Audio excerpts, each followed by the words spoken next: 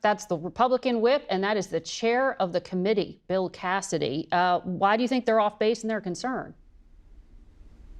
Look, President Trump chose Robert F. Kennedy Jr. to be a disruptor to the CDC, and that's exactly what he's doing. He's focused on making the CDC more transparent, to make it more trustworthy right now. Right now, Americans don't trust the CDC, so he is literally turning that place upside down. I respect what my colleagues are saying, but I think that this whole issue today, or in that meeting, was about vaccines. In my humble opinion, not every person needs every vaccine. And I don't think there's many children out there that need 76 jabs by the time they're old enough to vote.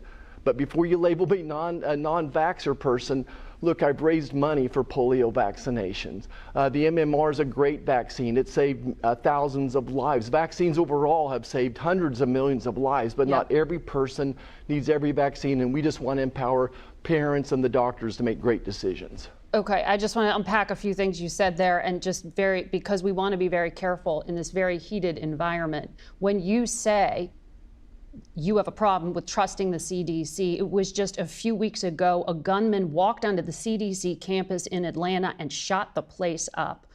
Do you care to respond to that? And do you think that we need to be careful when we are discussing the CDC and public health officials right now? Well, look, of course, I condemn that shooting, but the lack of confidence in the CDC goes back to what the CDC did during COVID.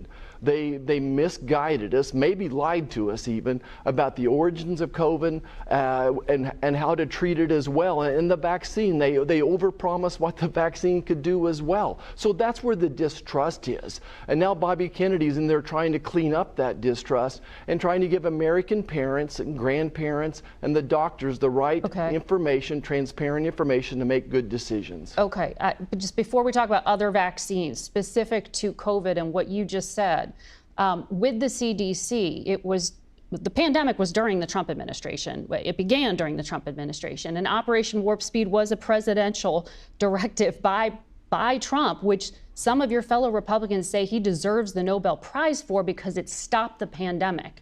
So did you trust the CDC and Operation Warp Speed under President Trump, or are you saying you don't think the president deserves the prize for that shot? Yeah, look, President Trump absolutely deserves a Nobel Prize. That vaccine saved millions of lives. Okay, but it's such a different time. That's something that sounded very contradictory to that.